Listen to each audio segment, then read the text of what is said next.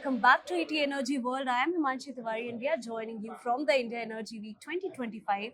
Right now, I'm joined in by Dr. Ajay Mathur, who is the Director General at International Solar Alliance. So, thank you so much for joining us. Thank you, Himanshi. It's a great pleasure. All right, sir, we are all talking about the global energy transition, and solar energy, of course, has to play a crucial role in it. So, how do you see the progress of solar adoption in emerging economies, and do you feel there are still any barriers that we need to address? We are seeing investment coming for solar, particularly in countries like India and Brazil. So, for example, last year we had a huge amount of investment in solar. It was approximately 600, $700 billion. Okay. The vast amount of it, 74% of it, came to the OECD countries, China, India, and Brazil. Okay. All of Africa had only 3% of the investment. That's part of the problem. That while there is a huge amount of investment for solar, it is skewed towards a few nations. We need to focus on ways in which, particularly the private sector, would be more confident of investing in developing countries. We talked to a lot of investors, and what we found was that they were not confident because of two reasons. One is they were not sure whether they will get their money back, returns. And the second was that they were not going to go in for one project. They wanted to see a pipeline of projects. So what ISA has done is, number one, we are creating this guarantee mechanism, because what we saw in Africa was that 98% of the money was returned for solar. Yes, it was a low base, but 98% was returned. Okay. In other words, we believe that there is a perception regarding non-repayment by African investment, places where you invest. Okay. So the guarantee would help. The second is that we've looked at identifying solar startups. Okay. And we identified 20 solar startups in Africa in the year 2023. We've gone on to identify 30 solar startups in Asia, including India. Okay. And this year, 2025, we are looking at identifying 20 solar startups in the Latin American Caribbean region.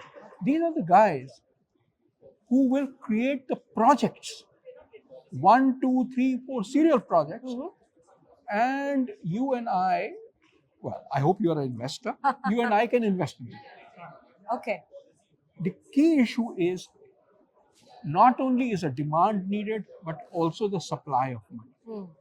The biggest problem that occurs is the lack of regulations for private sector investment in the renewable energy area. In most of the countries that we have worked in, the developing countries, investment occurs by the government. So therefore, number one, you need to change regulations for moving from government regulations to private investment. And the second is you need to change the regulations to move from fossil fuel investment to renewable energy investment. There are things like, how is a power purchase agreement made? Which is the agency which will do the auctions for renewable energy? Those are the kinds of things that investors would like to see happen. The developing countries, on the other hand, would like to see money flow. These two things have to happen at the same time. That's ISA's role. Okay. All right. So, any particular projects that you want to share with us that are in your pipeline for the upcoming decade? So, I think one of the very important issues is enabling this guarantee mechanism to work. And the guarantee mechanism is provided to investors who invest in decentralized renewable electricity in Africa. They will provide the investment, they can buy the guarantee, and if they are not repaid, the guarantee pays them what their return was. We hope that this will bring confidence.